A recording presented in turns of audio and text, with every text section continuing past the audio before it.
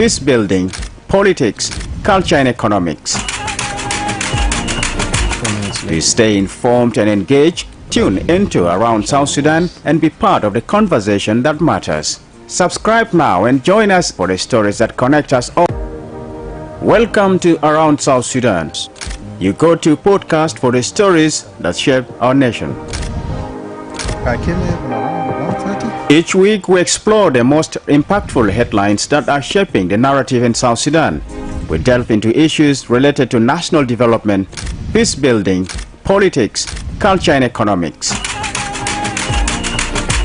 To stay informed and engaged, tune in.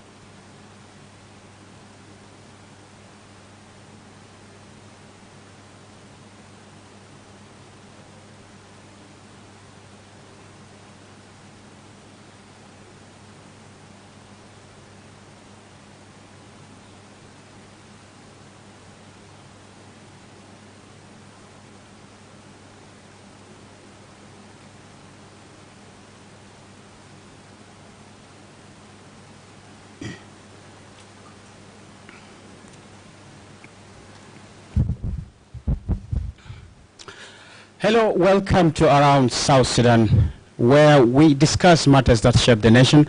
My name is Lasuba Memo.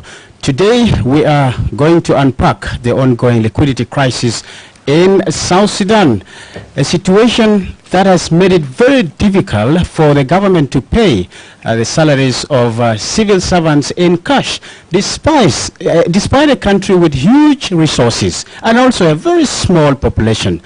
And today we'll be looking at how the liquidity crisis in South Sudan is impacting the lives of ordinary citizens. Just recall that there have been many calls from some of you as members of public that you have not been able to withdraw a big sum of money. And this has been persistent for over a period of time now.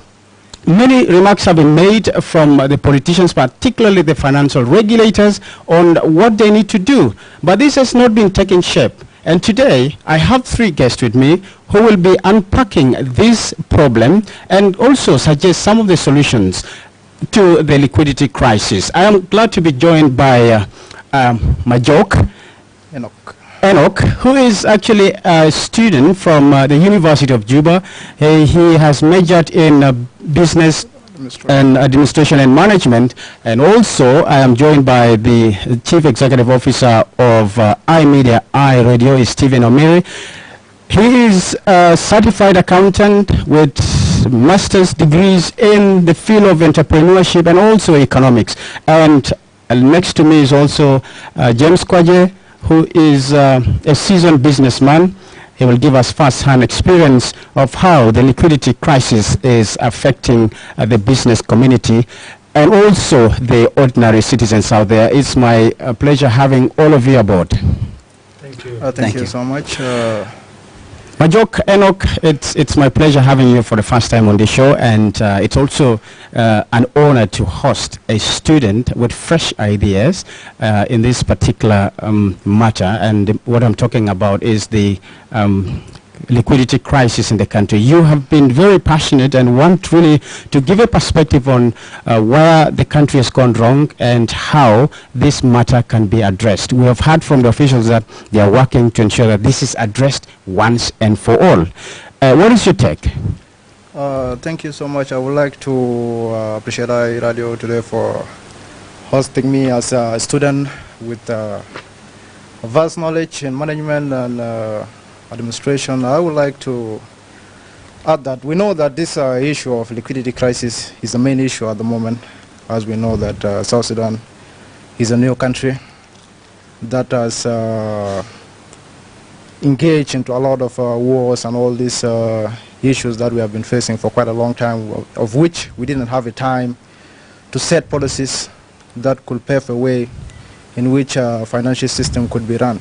Liquidity crisis, we know that the meaning of liquidity crisis is when the government issue blank checks without the currency or any amount of money ready for disbursement. And as we talk about that, we have been hearing release of salaries every 24th of the month, and yet people do not receive money up to today. What is the reason? We have been asking ourselves what might be the reason. I would like to start by mentioning number one is poor government spending.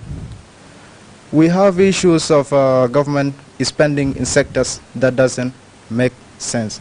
I would like to start with vehicles. That's number one. Each and every citizen in South Sudan at the moment can see that each and every day we see a new government vehicle on the road. Where the money came from, nobody knows.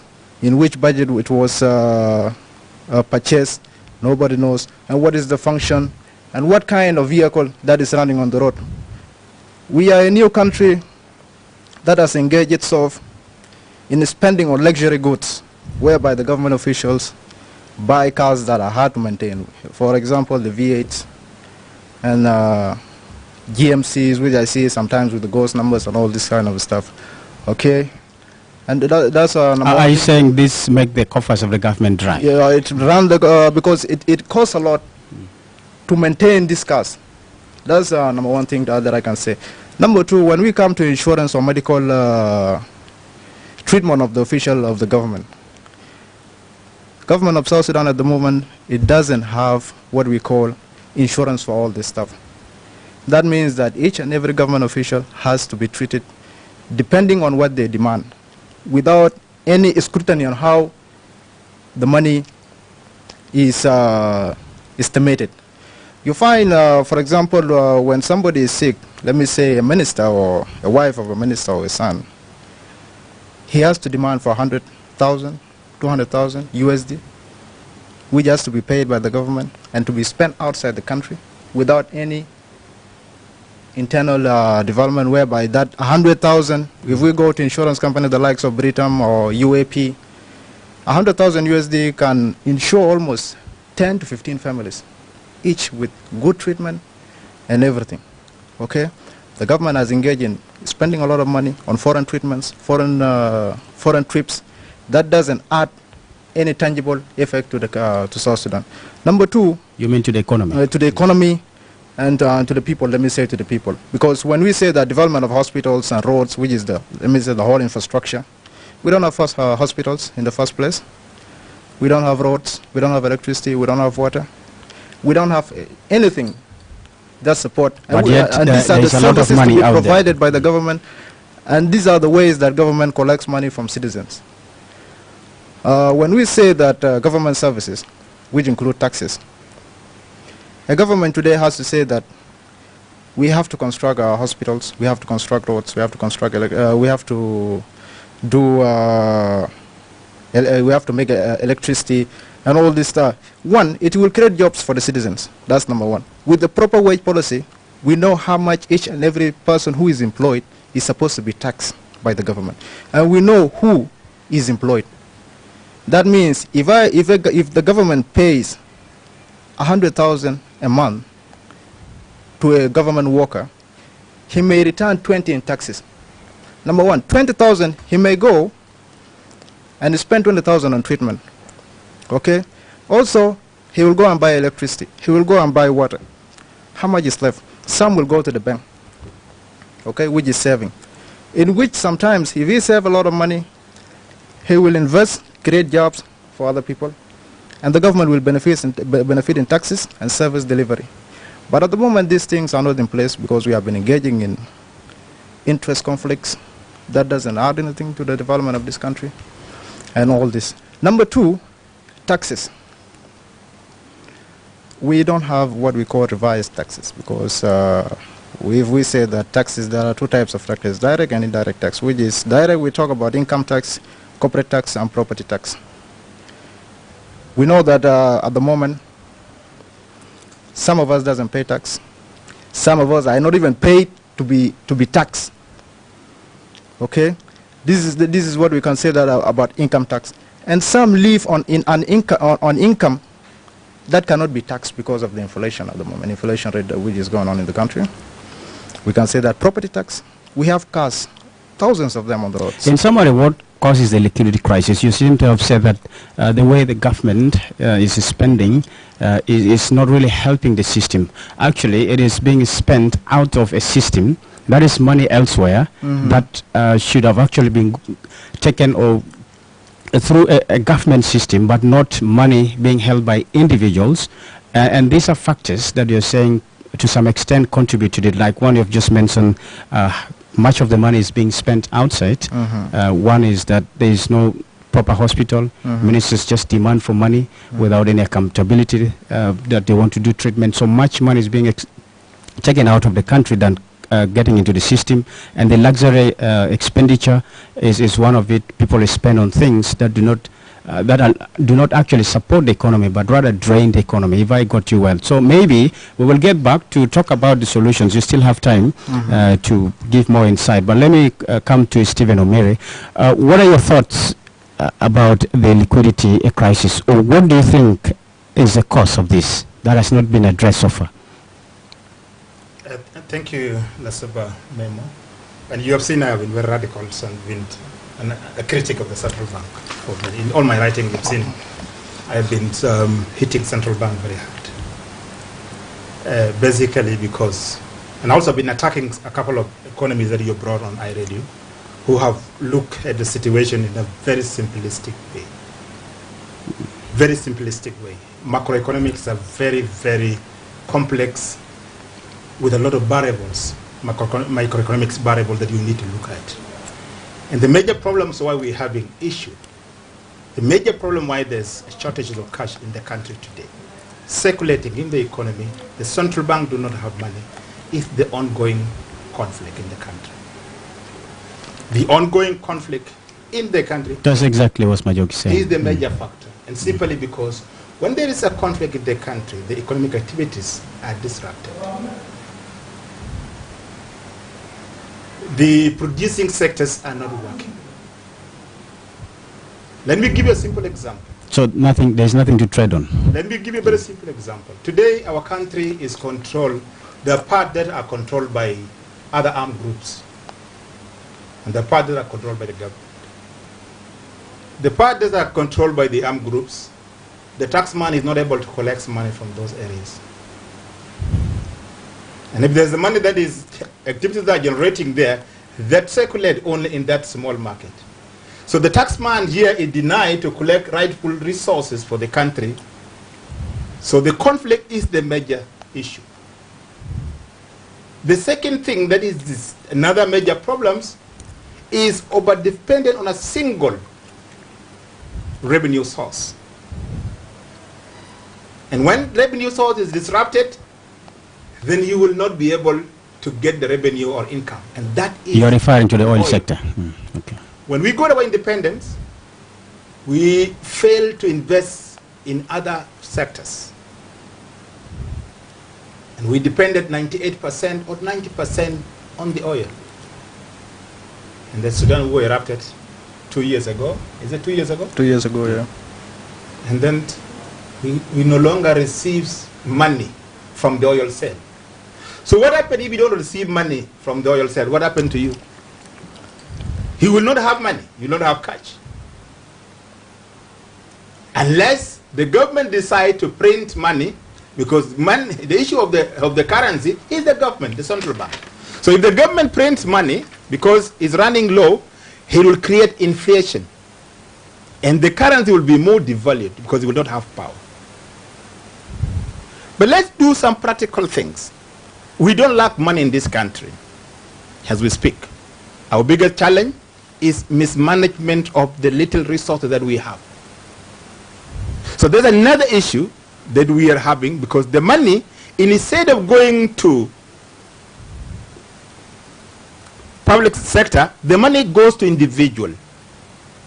And those individuals hold that money.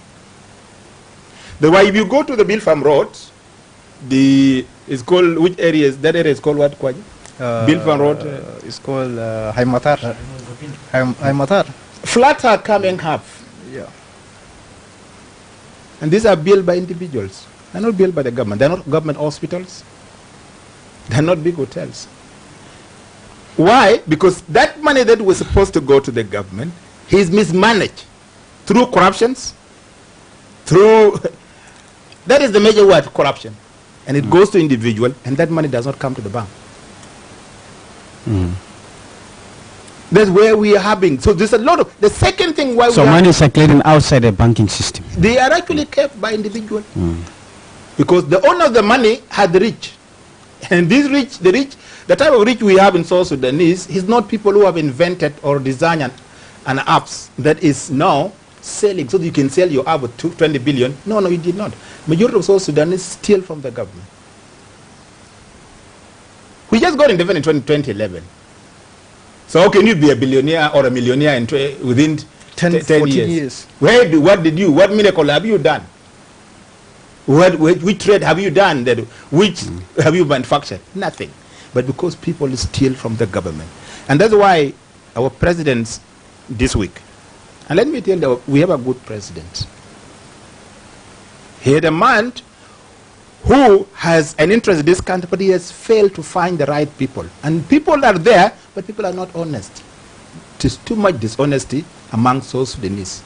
People think about themselves than they do not think about the country. And that's why the president said, you central bank, the 10%, I don't want to see it again. The kickback, stop it. Because that 10% is a corrupt money. And you are a public official and you are stealing, you're taking 10% from somebody who is trading with you just for wiring money. So we are not, majority of South Sudanese in public sector do not have good values. We call them ourselves Christian, but we are thieves. We steal public money to enrich ourselves. The other factor why there's a liquidity issue, I will give you two examples. The another source, we take for example, iRadio, we were getting funding from the US government. So there was billions. We heard from American government that they spend $1 billion in South Sudan. Annually. So when they spend $1 billion, that money will be in our economy through salaries, through other investment. The US government, when Trump came in, withdrew the money. So that money is removed from the economy. So there's no money in the economy because that money was supporting, is being spent in the economy.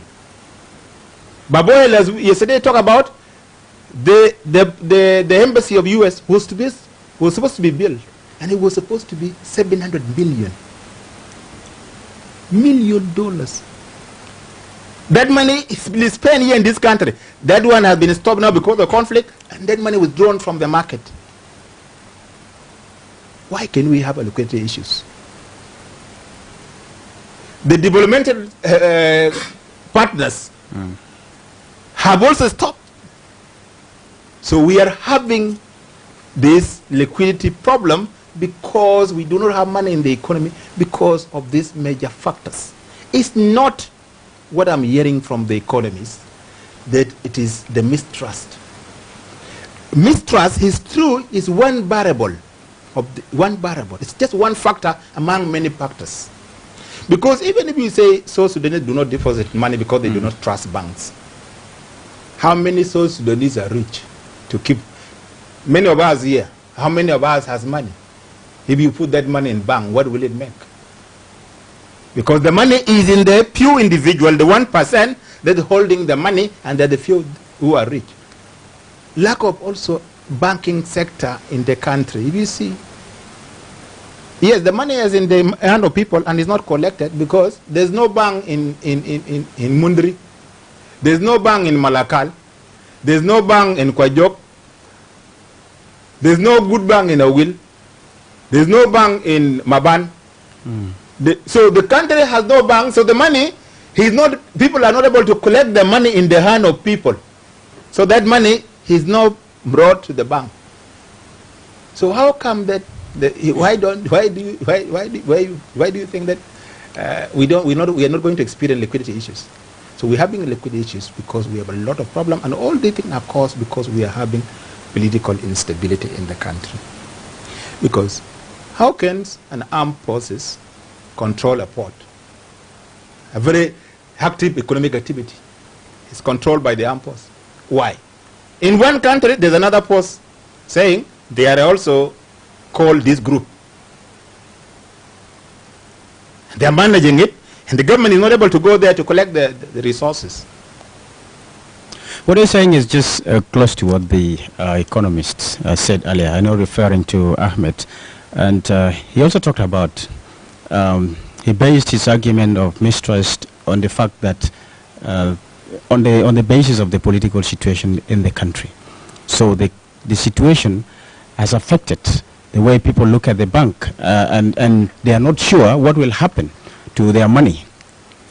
And also, the conflict itself has made people to only care about their needs. So everybody wants to have money and save anywhere as much as they can. And so this disrupts already the flow of money in the system, where people keep money outside the bank. And the other second factor he mentioned, with the conflict, there are no economic activities that are really running, because people are not engaged, for instance, in farming. People cannot do anything because for fear for their safety. And so these are factors that he thinks really derailing the economy. And if there is no an active economy where people are going about businesses, so you do not expect people, a banking sector to function, because you will need to have money that you need to save in the bank, but you don't have that money to save in the bank, and you cannot do trading if there are no other economic activity that is going, because you need to do. No, I agree with Ahmed Marjan's in term. What my argument is, let us not narrow a complex problems into a single macroeconomic variable. That we will know will be doing a disservice to the entire problem solving. Because what we are looking for as a country is to find durable peace. And if the durable peace is found, then the president, the armed forces, have the entire control of the country, and there will be freedom of movement, and there will be economic activities taking place, and we will not be importing food from other countries. So what we're looking for is looking at the issue of macroeconomic from a very holistic approach, not from a single variable. That has been my argument, and that also have been attacking the central bank. Look at my article before the dismissal of the former governor. You read, and Kwaje said that article was heavy. You do not make pronouncement. A hope is not a strategy. The thing will improve in future. It's not a strategy. A strategy is a game plan. It must be well designed, and it must be achieved. Because if you are hopeful, that is not a plan. It's not a strategy. A strategy must be articulated, and it has to be measurable in a way that you will be able to see the end from where you are looking. The banks, as we speak today, central bank, has a lot of challenges. Irrespective of this, they have a lot of challenges. Because take, for example, you will be asking that question. When I deposit my money in the bank, and I explain it to many people in time, when I deposit $1,000 in the bank, a commercial bank, say any bank, the central bank has set something called reserve ratio, or reserve requirement ratio, RRR, double R, or triple R, reserve requirement ratio. It's a percentage of amount of money that must be deducted from your money that should be kept as reserved. So that in the event you go and want to withdraw money from the bank, you will not find your bank account as what? As empty. So the central bank has said 20% is a reserve ratio. So when the 1,000 is deposit, 20% of that money is now deducted and is kept with the central bank, not with the commercial bank. It's kept with the central bank. Secondly, the same central bank has issued that commercial banks should keep at least 40% of customer deposit, so that when they need their money, they will get their money. Again, central bank keep the money, and central bank spend that money, and when commercial bank has them, the money is not there, because central bank has used that money for other political activities. So the major problem also is central bank of South Sudan that is causing some of the liquidity problems because of mismanagement of resources. They have the law in place, and they're not using the law in the right manner. They are not even using their tools, economics instrument well.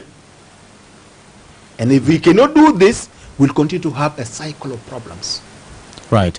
You did mention that there are many variables to use to study an economic problem of a country.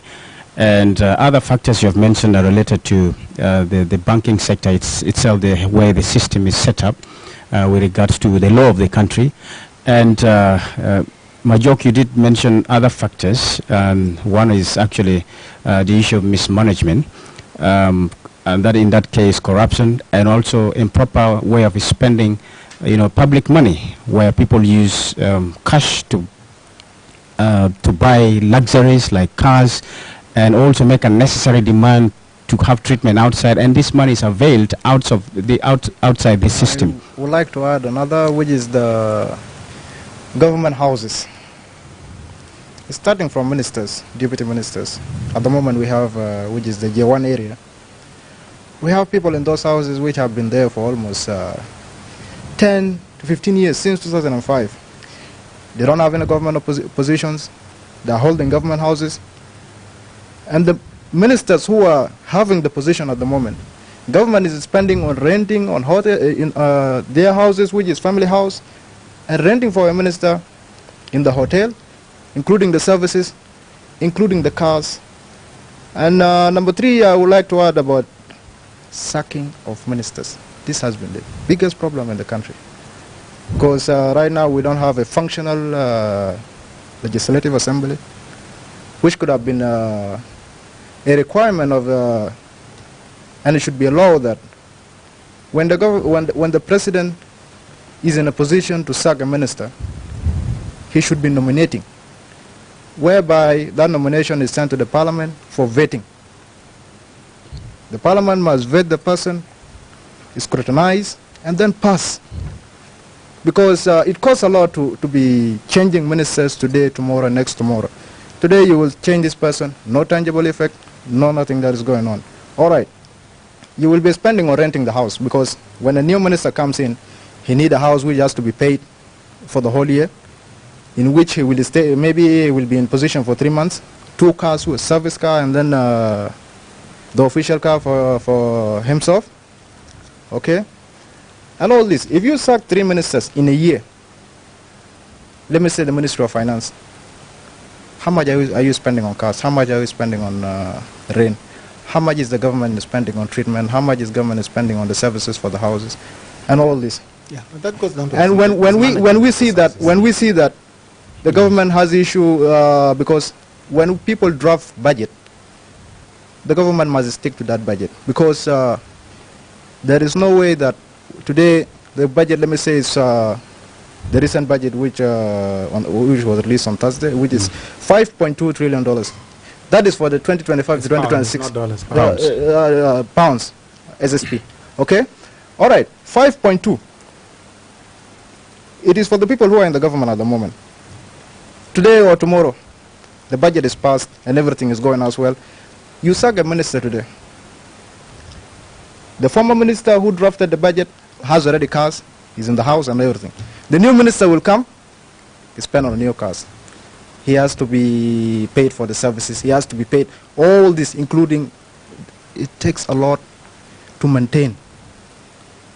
That's why it is very important, and I would like to appeal to the president that there is a need for functional legislation so that these government officials should be vetted very well, and people must be sure that this person is right for the job, so that the government doesn't spend on sacking and appointing officials day and night. Number two, today you send away a person. That the minister who is gone has already left 10 to 15 people in the ministry.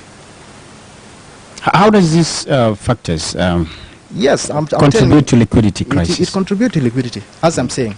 Let me say 5.2 trillion. This is an example. It is budgeted for the people who are already there. Okay? For me, let me say I'm working with the government at the moment. Today is June. We are in June now. Okay? This is a financial year 2024 to 2025. All right? the government has to draft a new budget and see what is missing and what is not missing. Employment and all this, the requirements, how the government should be functioning, the projects, the programs, and all these other requirements that the government and the programs that are supposed to be implemented in that specific budget. Okay? For example, let me say government has employed 1 million people. At the moment, it is drafted in the budget that the government has 1 million staffs, public servants who are already in place and to give the services to the people. All right, when you sack a minister today, the next minister will come with another 15 to 20 people. Where will you pay those people? Will you go back to the same, because it is already budgeted for 1 million and other programs that are going on. And now the new minister has brought new people inside. Okay? Later when he's sacked again, within the same year, another person comes with more people. Okay? We go to the army side. There is random recruitment in the police, in the army. People get recruited in the middle of the financial year. It means that when there are programs must be specific to the budget, because the money which is available today, it has to be spent on that. When there is a new employment, everything has to be compiled, and we wait for the new budget, we draft it. By June, when the new budget is passed by the parliament, 1st July, if the government has employed enough people, they should be starting by 1st July, because we know that that's starting of financial year of the country, or let me say a budget. Okay? When we are buying cars, the same thing. Recruitment of the army, the same thing. Every activity of the government, it should be programmed according to that budget. But the problem, people enter within the financial year which is already going on. Okay? Whereby now, you will find that there are a lot of people, there is not enough cash. Right. Because the cash is already budgeted for a specific number. And now, the number is already added within the same financial year. Right. Let me, so that we don't let me make, I'm a certified public accountant. I'm an accountant by profession, an auditor by profession.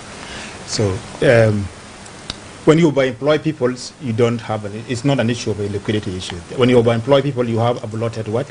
Wage bill. So so what happened? You spend. You spend, and you actually deny developmental activities. You only spend on what? On the labor. But now it neglects the other thing.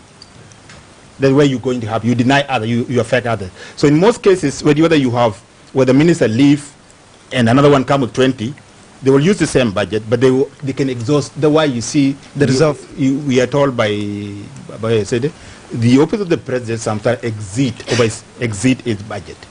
So there's a blotted expenditure. So you deny money that would have been used for activities to use it on labor. So I just wanted to make that impression so that we don't confuse the two. I think we'll allow the businessman to come in. Thank you. Do you have any take? Nothing much really, but what I would actually prefer is now, like, we should look at the causes of this liquidity crisis and look at the solutions. You know, that becomes the best that, if we really want to see that, basically like the country moves forward. So we have to zero down on the causes. We sit down, list the causes, then we look for the solutions to the causes. Just like what Stephen said previously, that aspect of conflict, it is basically one of it, and it is one of the hardest. It is one of the hardest.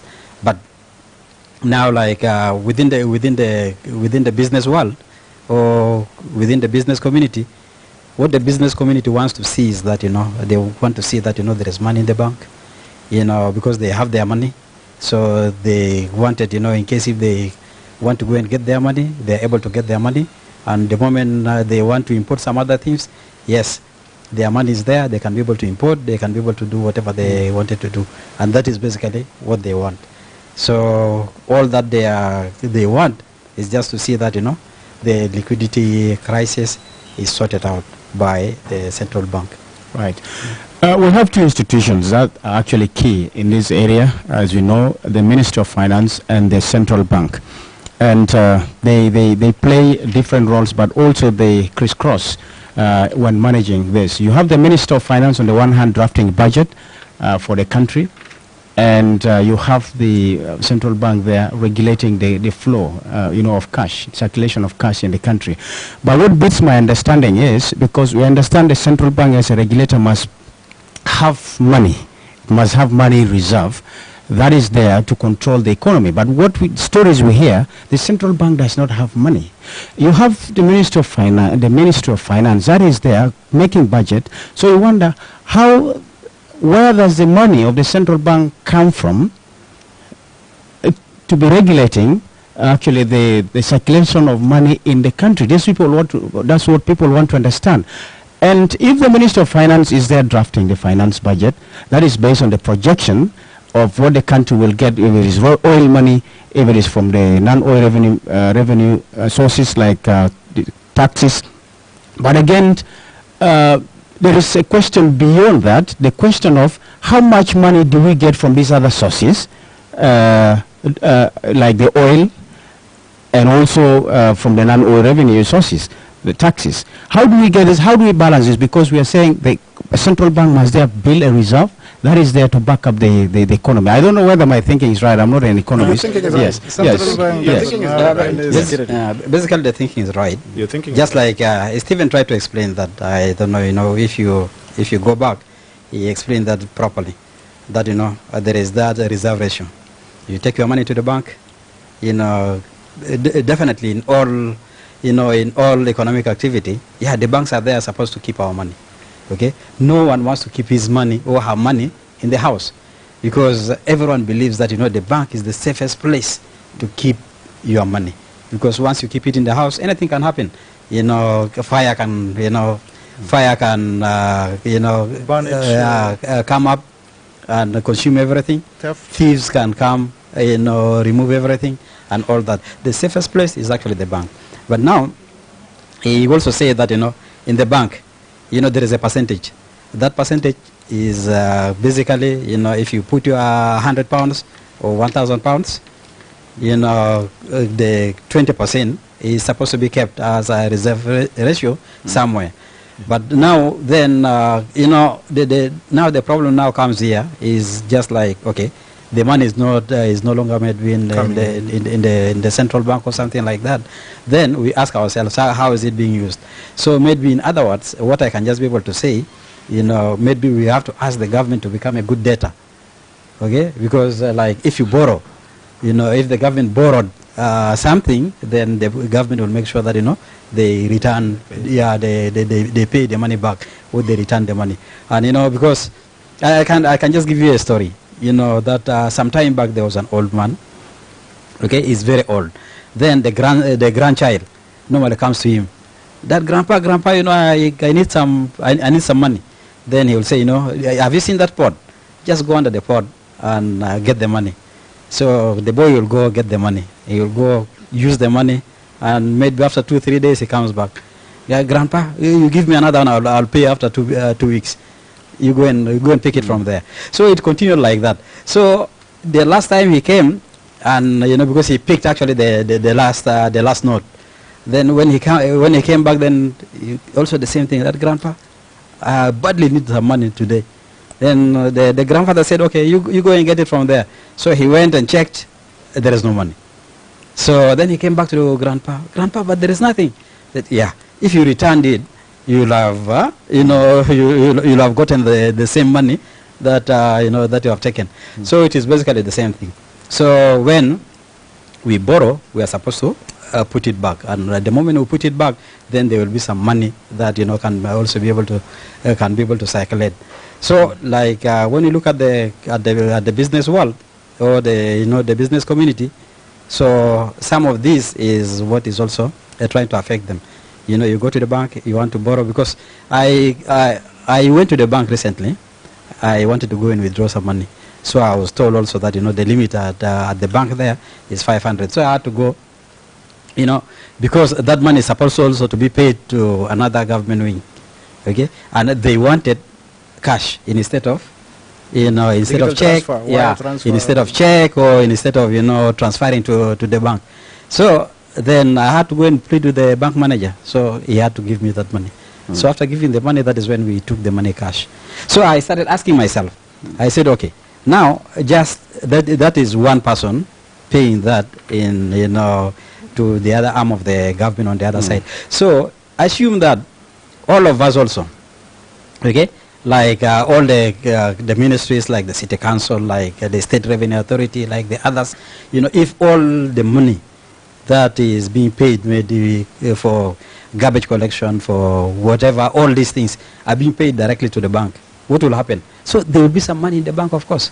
So also that can also be able to reduce that, you know, the liquidity crisis, because, you know, maybe somebody came, a certain businessman came with maybe 2, 3, 5 million, you know, that is for city council, that is for so and so, then they put it in the bank. Then definitely the bank will have something also to give it back. Right. Yeah. We will talk about. I was looking for central bank 2023-2027 strategic plan. And in strategic plans, because I read a lot of things of central bank, I just don't speak from my head. So in its 2023-2027 strategic plan, which is a 5-year strategic plan, it is clearly, or 4 years, it's clearly articulated how the central bank will rebuild the reserve. Very clear. Apart from the reserve ratio, they have 4.1 times they need to raise liquidity, the reserves, international reserves, in the foreign currency. Whether that is happening now or is not, we don't know, because we don't. Central bank are not. They have not published some of these things for the public use. But what we are hearing from the Minister of Finance, who is a banker, an economist and a banker, is made it very clear they been making those promises of paying salary. They have been issuing that we are paying salary. These are promises, indeed. But when they go, they'll find in the banks, they will go to central bank. The central bank will actually transfer money to those accounts, the government account, but it's not sufficient. That's why you see there are people who have called on iRadio that they have received their salary up to May. And there are other sectors who have not received some money, because that is a selective way of distributing money. Because this is what happened. When I send a check to you guys, when I send you a salary to the bank, we send it, I do internet banking. So we send the money to your bank account, to the bank. We instruct the bank that we are paying salary for the employees. So what the bank will do is to now debit iMedia account, meaning reduce the money from the iMedia account. So it's called debited. So you debit the iMedia account, reduce the money, and they will credit your account as an employee. They now add money into your account. These are digital numbers on a computer. When you work on those, you make changes. So that's what happened. So if they find there is sufficient fund in iMedia, they will notify iMedia, but iMedia will say, okay, we can pay 6, 8 or 10 people, but the other 19 will not be paid. So otherwise, some people will get their money, and others will not get, because the iMedia account, which is our account, depend on the availability of cash. Do not have sufficient currency in the bank account. And that's what happened on the basis. When you see me doing the banking online, that's what exactly happened. Sometimes our account has less money, and the bank will notify me. I will see a notification, and that's what happened. We'll not be able to. It's not like when you write a check and you say this is an invalid check because you don't have. Does it also explain, because it's like most civil servants in Juba are able to get their salaries, but if you go in the outskirts, most of the calls come from the states. Is it because of the challenges of banking infrastructure? Yeah. That is it, simple. Yeah. That's why they're working with mobile company currently to find a way of wiring money to this individual. So what the new governor is doing is good, but it's not legal unless they're going into partnership, because you cannot lose your money. I think they form a committee. It looks like it's something they have all agreed. Then what is the role of parliament in that? It has to be an act of parliament so that there's a liability at the end. I know you'll agree with that. I do agree with him in regards to parliament. At the moment, we don't have functional parliament because sometimes when you take somebody to court, there is some article that you refer to. An issue of theft that he mentioned in the mobile money. That is one of the issues. Right now, I will jump into what are the ways. We will discuss this. We'll discuss this. Actually, that's what we are going to want. Let me ask one question before we look at the way forward, because you guys have talked about conflict as the major factor in the problem of liquidity that we see today, and you have also mentioned some aspects of poor financial management, and in that regard, there is corruption. And these are the two factors here. But of course, we understand the country is still facing conflict, and we need to see also some short-term solutions that will address, because we cannot wait until the conflict is over. It will maybe stay for longer than we do, but we know that people still need services, regardless of where they are, if they are under the control of the government in Juba or other places, but still these people need to have access to these services and get their money, which is their right, through this system. And this is what we're trying to look at. So you will also expound on this, what you think about conflict and also the poor management, and what we need to do, or the country needs to do, to put the system in order. Stephen already alluded to what the new governor of the central bank wants to do, and that is introducing what we call integrating the mobile system into the banks, such that there is that coordination between banks and also the mobile operators, to ensure that there is that one integrated system that will be able to facilitate transactions between individuals or companies or even the government paying civil servants. So whether this alone are effective means, or there are other short-term steps that the government needs to do, we can discuss this. There you can take. I would like to start by saying that we have reached to the stage whereby we cannot go back.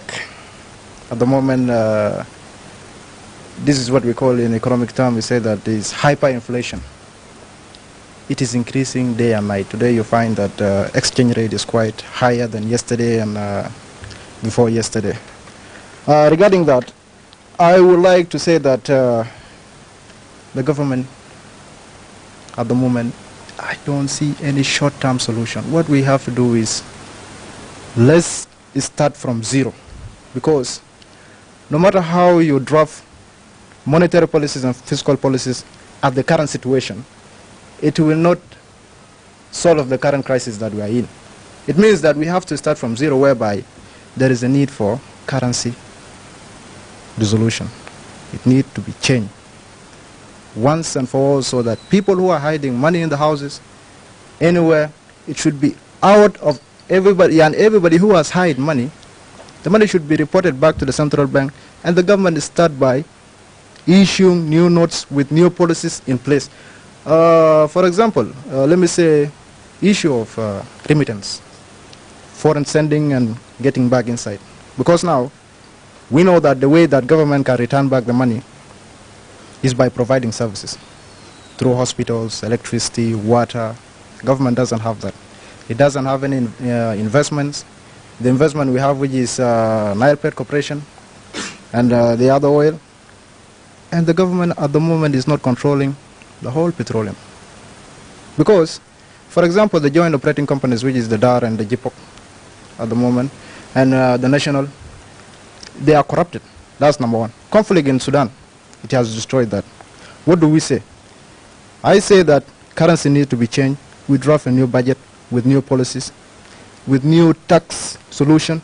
There are some taxes that need to be imposed, and we make sure that this time government should not only be relying on oil. Oil should be used to develop infrastructure. Oil money, income or revenues should be used to build roads, hospitals, and other facilities that government need for the citizens. Okay? For that reason, I can say that the reason I say that there is a need for a change, now we have two types of salaries, or let me say currencies that are circulating at the moment, dollars and SSP. There are people who are earning in SSP, there are people who are earning in dollars. Those in dollars, let me say, they are in good position sometimes because they go according to the inflation rate. What about the citizens?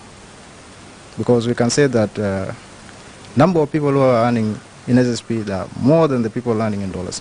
Why not cancel what we call foreign currency that is circulating in the country? It should be used for specific purposes, which has to be through channels. Forex, not black market. We have forexes here that can send money out. For example, I went to India for my father's treatment.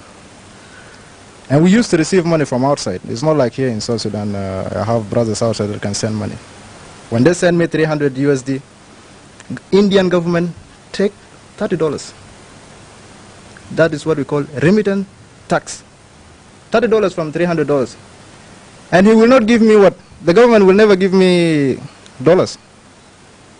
He will say that take the rupees. You spend that money in India, go back to your country. Simple as that. Okay? The same thing, if I'm sending money outside, it has to be taxed also, because we have thousands of dollars going out of this country, day and night. Nobody taxes the money. Only people take commission and all this. Where do we think that government should be getting money at the moment? Because if you don't have investment, what do you have? You can use taxes. All right. Cars. Why not tax cars? Why not tax buildings? Those with guns, cows, income tax, corporate tax, sale tax. All these taxes are available. And when we add it up with the new budget, we can say that it can contribute almost 60% of the budget. If we say that 60%, we talk about gold. People should start investing in gold sector.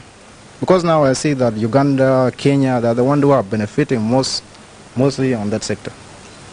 People take the money, they go and they take the gold, they go and license it in Uganda, take it to Dubai. You know, our money is flowing outside without any reason.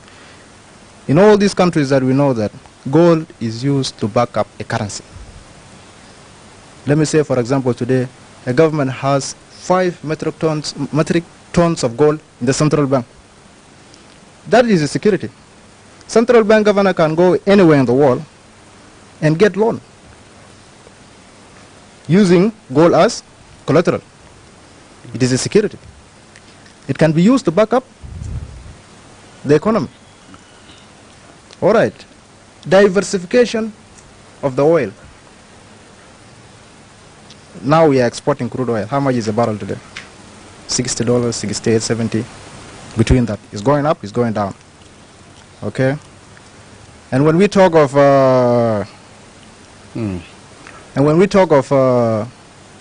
diversification of oil, we talk about refinery.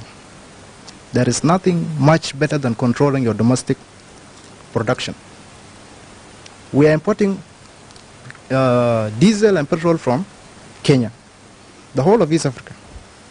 Let me say that South Sudan has a functional refinery at the moment. I think the conflict of Sudan would have not affected us. Because we could say that, okay, let crude oil stay because we are not benefiting out of it.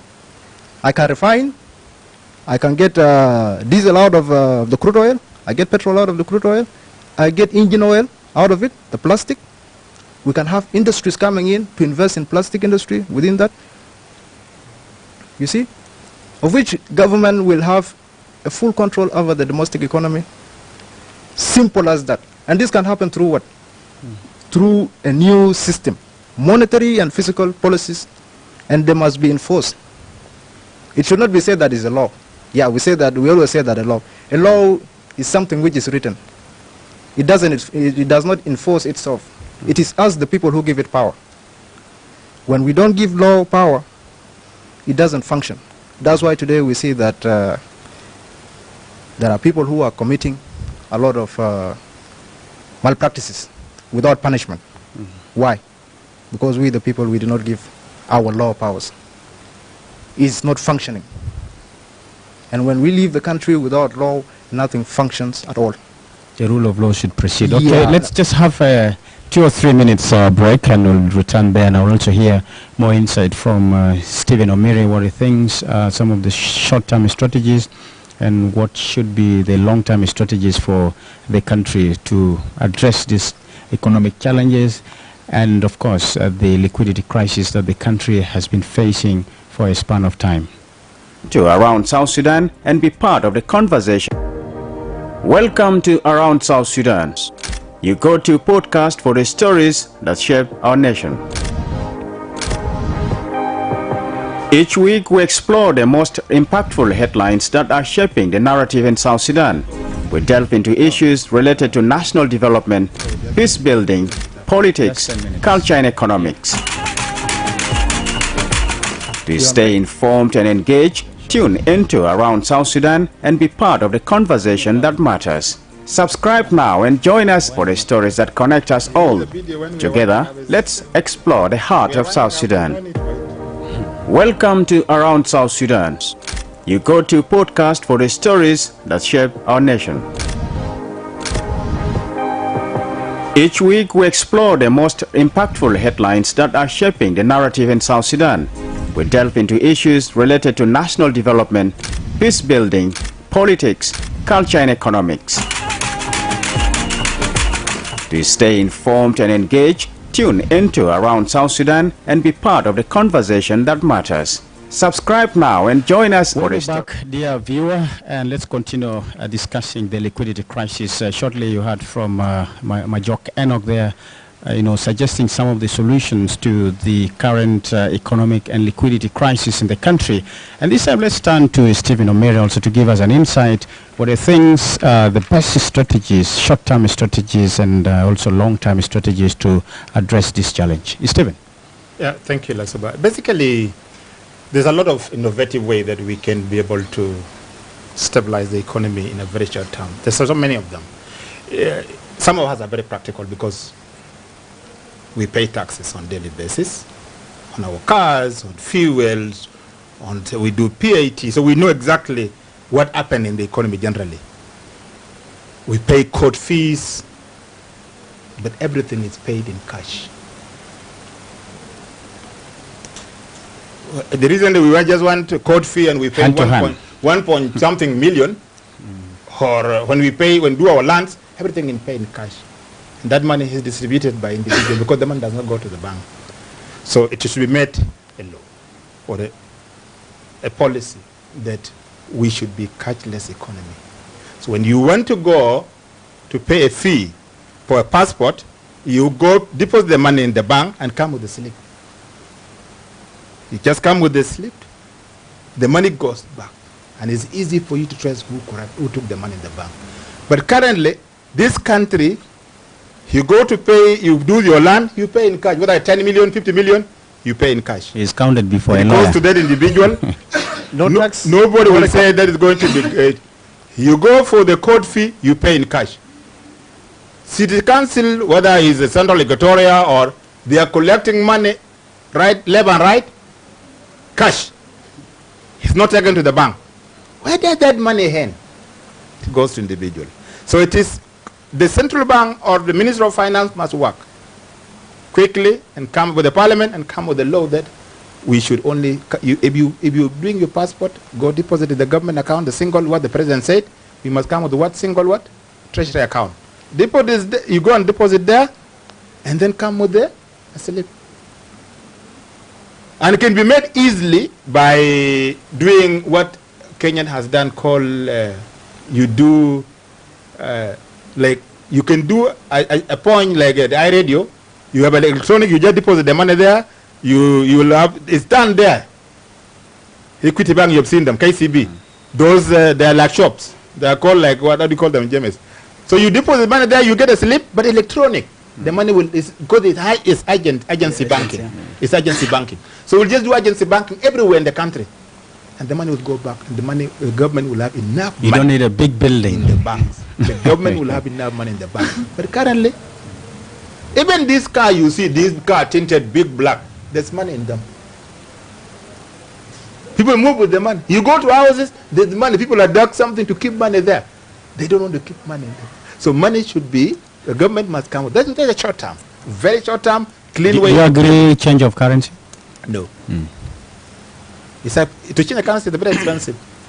We don't print our own currency. It's very expensive. You see my article I wrote many years back, not years, a month ago, when they introduced the new small note. We campaigned, we advocated for that.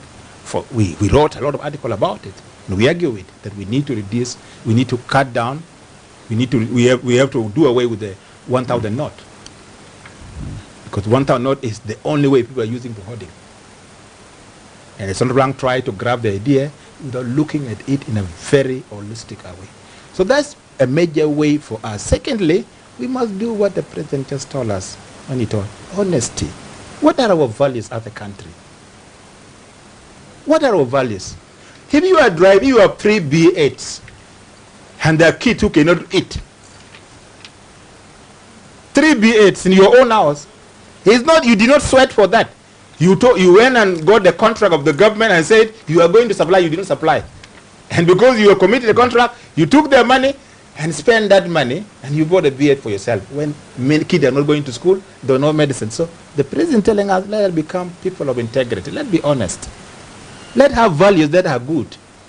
Those values, if we now become human beings and we respect other people and respect the system, we'll be able now to make sure that we only take what is ours and leave the rest to the government to be able to invest in health, in education, and that money goes back into the economy. Because you'll be paying salary, and when you pay a salary, you'll go and buy lamb, the souk. You'll go and buy kilo of sugar, the souk. You take the meat, I own the money. Because I am doing trade, I will go and buy from another, from a wholesaler, I come and sell. So the money continue to move in the economy. So let us just be honest. A long term is what he's talking about. The fiscal policy and the monetary policy. And central bank is in charge of the monetary policy. The fiscal policy is purely government spending and the taxes. It is done by the Ministry of Finance. Purely is just on that. If you do economics and if I give you a equation of the economics now, I can see where the tax come in when I'm doing an aggregate economy. So that if I give you a formula, you will see all these things in the formula. So we just need to move to the stage. There are many simple strategies to calm down the liquidity crisis currently by us being very honest people. We are not an honest society. We do not have values. We are very selfish. We are individualistic. We like flourish things. You want to be rich when the other person is moving on foot and you have 3 cars in your house and your kids are driving and you think that you are better than. No, you are not better. You stole government money. I think James Kwaji can add. I hope you don't have a long list. No, basically there is nothing. Yeah, there is nothing much, and right now, yeah, the crisis is there. So what is basically the way out? Okay, for the short term.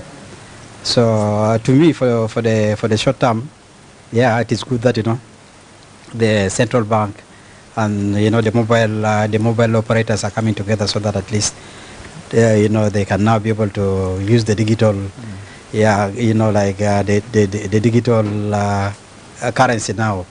When we talk of mobile money, it is just like digital, because we are just sending figures. I send you figures, you send the figures to somebody, and basically that is how it is. So at the moment, yeah, we know that there is crisis, and the liquidity crisis is there. So what basically can be done? To me, is basically like people are still hoarding. Very many people are keeping money in the houses. Why is it that the money is not in the bank? So it is not in the bank because people are keeping it, and because people are keeping it, then we need to find out why exactly. And the first thing that I can just be able to say is that there is a problem basically with like the trust. There is a problem with the trust, and because that there is a trust between the central bank and the commercial banks. Then also there is a trust issue between the commercial banks and the clients, or the customers. So now we need the banks now to come up and try to encourage, people to be banking, so that, and for them to be banking, then that trust has to be developed. And because if they can be able to develop the trust, and so that Lasuba Memo now can be able to take his money. Tell us how they will develop this trust. Now, to me, basically, like developing the trust is by, because why did the people lost trust? I lost trust because when I'm going to the bank, I'm given a limit, withdrawal limit. So they are telling me that there is a withdrawal limit. I want to withdraw 10 million. I cannot be able to withdraw that 10 million. So I need 20 days to be able to withdraw that 10 million, okay, which is an equivalent of $2,000. So I need 20 days so that I can be able to withdraw that amount of money. So now, if they can be able to assure me that I can be able to get that money, okay, whenever I need the money that I've put there, whenever I need it, I can be able to get it. Then now I can be able to take my money to the bank. So majority of the people now can be able to take their money. Just to the let bank. me say this. So Let me say this. First thing we need to live within our, he is saying, but quickly, let's live within our means. This young man has been talking a lot about expensive things. Houses, all the thing, vehicles. So we are not living within means. But when it comes about building the trust, and because that is the most important part of it, actually in financing sector, people speculate. So the reason holding is based on trade speculation. You have now, you know them very well. When you hold money, you are speculating that in future something will happen and you will do this. So, but ours currently is not based on speculation. Currently, ours is based on fear that when I go and withdraw the money, I might not get it. Also, ours is also based on too much taxes. You know how much it charge? $100. When you withdraw $100, you know how much you lose? Roughly like $6. When I deposit my $100 in the bank and I want to get it back at 100, I will not get it. I get it at 94. I've lost 6. I cannot sell it in the bank at 100. So why do I want to keep it in the bank when I'm going to lose? And already I have been taxed by the government, PIT. And then when I go and buy in the shop, I will pay BAT, indirect sector. And when I'm going to buy a fuel because I'm driving, I'm going to be charged. So I will be losing more. So why do I want to put my money in the bank when I'm going to lose much of it? So what do you do with the bank? Bank must come up with the favorable terms that entice people to bank. One of them is the few individuals who are willing to, they have to come with the credit facility. When I came in Juba 2010, I went to Equity Bank, and I borrowed $8,000. I had no money. I used my my salary, my contracts. I told them that this is my contract. It's £3,000 at the time. Because you have open account with an account. Yeah. It's £3,000 at the time. I will be paying it within this year. This is the business plan. I'm going to open the shop. I anticipate this is my cash flow, and this is what I expect to come in. They studied this, and they saw that I am credit worthy. They give me 8,000. I went and opened, pick a container, and set up a shop. Within 3 months, I was able to pay them the money back. They give me certificates, and then they ask me, you can borrow again. Because I was doing a business, and I was able to articulate me. You're certified for being a good debtor. Sudanese are not credit worthy. Majority of, almost, are not credit worthy. I heard people complaining about Habaj being credit worthy, simply because they are doing business. They are not a consumer society. And Habaj will wear a small clothes, a daily clothes every day. He's driving the water tank. He's eating this local food. He's saving because he wants to be better. But for us, I would want to buy the latest jeans or the latest. So we spend our money on ourselves. So there's a difference between us and other people. So what the bank need to, the best way to build the trust, a quick way to build the trust, is also to us who are able, the business who are putting their money, is to ensure that they are not losing twice. You're being taxed here, corporate tax, You're being taxed at PAT, and then again you are being taxed by this excise tax. There is what petroleum tax. Again, when you're just withdrawing the money, you see that calculation there, the 0.5 or 0.9, the 0.93 dollars. So it is expensive to put your money in the bank, but the bank can lessen that, and most people will deposit their money, so that when you go to the bank, you will be able to withdraw your money and you're not losing your money. Which is also beneficial for the bank. Yeah. So we're wrapping up. You have some pending things at the back of your mind. Yes, I have this issue of the short-term solution, which have recently been mentioned. As he mentioned before about honesty. People are dishonest in this country, whereby the criteria that he has mentioned to be taking place at the moment, I can say that a little bit invalid, because nowadays there are no laws in place at the moment to enforce that. Let me talk about economics in the whole term. It consists of macro and microeconomics. And then we can say that the principle of economy, because when we talk about economy, it includes liquidity, which is the cash, and it includes the revenues and all the other productive means that can do it. For that reason, we have three principles of economics. We have scarcity, something which is not available. Why do we think that dollar is expensive today? Because it is scarce. It is not available. It has value. When something when it has value, it will have meaning. I can refer that to scarcity. And why do we think that 100 USD it brings 580,000 at the current rate SSP? Because our currency doesn't have value because of too much printing, no policies in place, no backup, no nothing. It is completely off. Debt economy. As I can say that, I can define it as a debt economy. Because there is no any little, when somebody is in a critical condition, we can say that we can save that person. There's a little pulse that you can feel. But our economy is debt. It needs overhauling.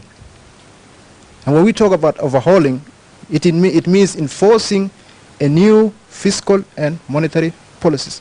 By fiscal policy, I will talk by mentioning number one is the government spending that I said now. Our government right now is very heavy, as we all know.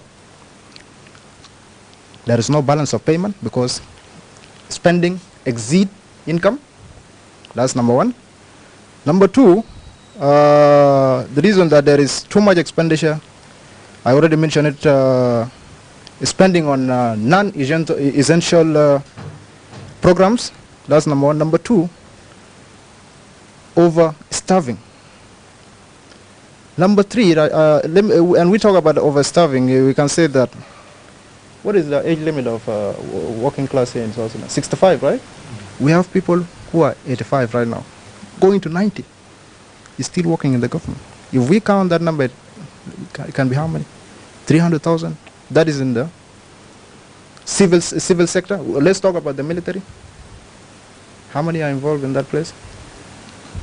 Government should start by reducing that. When we say that fiscal policy, let the old people, give them their own money, let them go home. Start with new faces, with new programs. Employment should be based on merits. You employ somebody to do the job, not somebody just because he's my relative, not because he's my friend. No, if you can do the job, you get it through a proper channels, whereby you go through interview. Because some people will say they have papers with it. Nowadays people buy certificates. Right, in short, summary. Yeah. That's number one. Number two, there is a need for Medicaid, which is the national insurance. We have those in private organizations, the petroleum sector and NGOs. 100,000 can insure the whole staff of this iRadio. 100,000 USD, right? Government should not be spending that on one person. It should be spent on each and everybody who is involved in the policy making and the function of the government. Okay? That is regarding that. Let's talk about the monetary policies now. Monetary policies, this issue of dollar here. The reason I said that the currency should be changed because we should be starting now. It means that whether you are working in the NGO or you are working in the government or anywhere, you must be paid in SSP. Those companies, if they have foreign exchange reserve, take it to the central bank or any commercial bank, pay your staff in SSP, so that the government can have a regulated taxation. Because when we talk... I suppose that changing that currency won't work in the meantime. That's my own view. I'm not standing with what Stephen is saying, because first, you said our economy is not backed up. It's we're going to go back to the same cycle, because you must have a very good foundation of the economy that is really, like, say, we are not productive, and if you continue to rely on imports, and yet we have mentioned these expenditures that are actually not directly benefiting the country. In fact, much of it is being repatriated by traders who have dominated, the investors who have dominated the market. So you're going to go back to this cycle.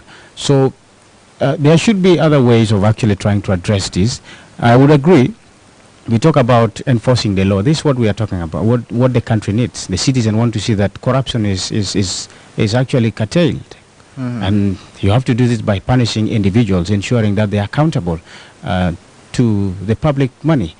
It should not be spent anyhow. So that system must be very strict, very stringent, that that does not give room for corruption, and that is going to mitigate these unnecessary expenditures, and that money is actually being directed for the right purposes, and citizens will be able to get services, and if they do that, the services they get, they will be able to also contribute productively to the economy. So you have a country where people are hungry, they cannot even dig. You have where their hospitals are not there, they are sick. Where do they get the energy to? So these are factors that we are looking. But what we are looking at are basically, a little bit. I'm afraid we'll have to finish it now, but just in you can summarize. As you said that, all you said, it turns into a one focal point. Like you said about the law. Our people, we can say that 90% of the country is illiterate, of which some of them are working in the government at the moment. You know why it is hard to do that? The same reason I told you that there are people who are in the government employing relatives. They don't do that because they see that this is my friend, this is my brother, this is my... You see? The law doesn't imply that. Okay? Right. For that reason... We are deviating. We are addressing one core thing. So we're deviating to this. We'll talk about proper, governance system. That is where people actually, should be based on merit. We can do this and see how the implications and how having a proper system with people who have merit will actually help maybe boost the economy on the other thing. But we're looking at the short term, how this liquidity crisis can be addressed. And I agree with some of the suggestions here, especially your suggestions, that we need to have them in place. And I know if we talk about illiteracy and a lot of things, my view is that it will not help. Even the literate person, if he is punished for doing the wrong thing, I think they will understand this. The law says there is no ignorance of the law. If the illiterate is enforcing the law, it doesn't go well, as you said before.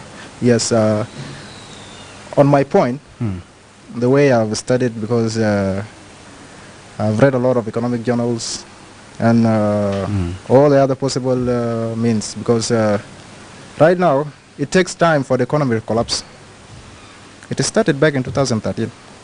14 years to reach this stage. That's 14 years. That's a decade and a half. All right. If we say that we have to find a solution, a short-term solution for a 14 years problem, I think that is, let me say that we are digging something which will not, it will not yield something. That's why I say that this problem, it needs zero starting, total overhauling to start fresh, complete. Because today, for example, if you have a car today, and let me say the car has a problem, okay?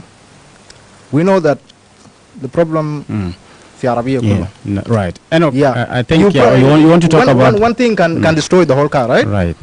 That is that's just an example. But if you renew it, give it a full service, it can go back as a good car. All right, thanks. Now, I just want us to wind up. We will not finish this discussion, but I think there are good takeaways from the insights you guys gave in terms of short-term solution. I just want each of you to give a message to the government and the public with regard to the topic we're just discussing. I can start with you, Stephen Mary. Just 1 minute, Kwaje, and then we wind up. No, basically,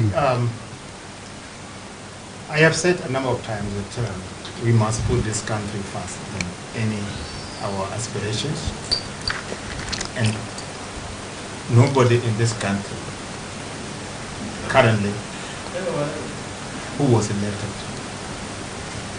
most people, whether you are director, whether you are a minister, whether you are under secretary, most of them are appointee of the president, and they serve to help the president to perform the duties that he will not do single-handedly. And when somebody appoints you, he has put his trust in you to help him perform the duty. The president will not have all the arm to supervise people. It comes down to individual that I have the privilege of the president to want. Please go and do the right thing for the country. Go and do the right thing, because you are picked not because you are better than the other person. You are picked because you have, whether you are politically aligned, or secondly, maybe you have the qualification, and there's a hope that you will be able to help the president to perform what he wants for the country. So it is important for those who get the privilege, because, and those who also are brokers who are also recommending people to cease from recommending, recycling people who they remove and they return again. That we cease from that and let us put this country first. That is my own thing. Let have values. Let the values that move this country forward, the way we at iRadio work for 5 months without salary, from January, February, March, April, without salary. But nobody has noticed that there's no, people here do not have salary. We work because we value, we love this country, and we want to make sure that this country people receive information. So those who get, if you are a governor, central bank governor, work for the people of South Sudan. But also remember that you gain the trust of the president, you're working for the president. Right, thank you. Yeah, mine, most of us also deviated from, the topic most of the time, because it was all about the crisis and how we can be able to solve the, this liquidity crisis. So, to me, it is just the same thing that I said before. We really need to solve this, because if we don't solve it, then it will go down to the drain. So the most important thing is for the central bank and the Ministry of Finance, and including even the commercial banks, to make sure that they develop that trust between between the people and the banks, and between the central bank and the commercial banks, so that people can now be able to take the money back. Then the most that I can be able to encourage is let every institution of the government that is receiving money, that money should be paid directly to the bank. It should not be paid to individuals. It should not be paid to their cashiers or the whatever. So that money should go directly to the bank, and if that money is going directly to the bank, then the government can be able to realize that money. Then also at the same time, it can be able to narrow that liquidity crisis, because there will be every day there will be almost $1 billion, pounds, or or hundreds of millions of pounds that are going to specific banks. And if the one bank is receiving more than 200, 300, 400 million, then definitely, that liquidity crisis, can be minimized. That is all. Yeah, Major Enoch, what is your message in this regard with the liquidity crisis? I know the bigger things in your mind, but what is it in short that needs to come first, and what the government should do as soon as possible to address this? Actually, I can convey my message directly to the President and His Excellency Salva and the Vice President for Economic Cluster. As today we discussed here about the liquidity crisis, there is a need for economic reform. The economic reform which is based on technicality and principles. There is a need for policies, because economy doesn't go with interest. It doesn't go with political ideology. It is a collective contribution in each and every citizen in the country to produce and make money for the government. And the government provides services to the people. I emphasize and I say that Ministry of Finance, the Governor of Central Bank, the Chairperson of the Economic Cluster should find a possible solution which is based on principles, not on interests, not on political issues. We go to the technical aspect of economics, technical aspect of finance. Okay, this is what I can say at the moment. And regarding that, let us this time sit down. It should not be like the previous economic conferences that has been happening with no tangible outcome until today. This should involve each and every person in this country. We must involve ourselves. We discuss, we solve this problem once and for all. Because when the country is poor, it means that the people are poor. And when we say that when citizens of the country are poor, the government is poor. The government make money from citizens. It's not the other way. People don't make money from the government. This is the reality. Major Enoch, you have made me excited at the end of it by this is striking remarks and insight into what needs to be done. And of course, I know you are a strong supporter of overhauling the whole economy, yeah, which will have to take time. But this is a very good insight from you. I do appreciate you taking your time to come and share your insight. And this is what the country, of course, needs, that people should talk about it and not just talk, but also act on it. And you have called for practical solutions that should involve all the citizens. And I do appreciate that. Thank you so much. Stephen Omiri, thank you for the insight as well. You are the owner of the house. I should actually thank you the last, and James Kwaje has been very impressive for that insight and giving your suggestions. And to you, dear viewer, we have kept you a little too longer than today because economic issues are too broader and would need more insight into them, a better understanding. But I just hope you did get a good grasp of what we have discussed today, and we'll continue exploring this in the next editions as we continue as we see what the new leadership of the central bank would do to change the narrative. All I can do is wish you a happy weekend. Let's have another of this kind in the next edition. And I just want to recognize, of course, the live streaming by Darlington Moses. Thank you so much. From me to you, have a lovely weekend. Welcome to Around South Sudan. You go to podcast for the stories that shape our nation. Each week we explore the most impactful headlines that are shaping the narrative in South Sudan. We delve into issues related to national development, peace building, politics, culture and economics. To stay informed and engaged, tune into Around South Sudan and be part of the conversation that matters. Subscribe now and join us for the stories that connect us all. Together, let's explore the heart of South Sudan.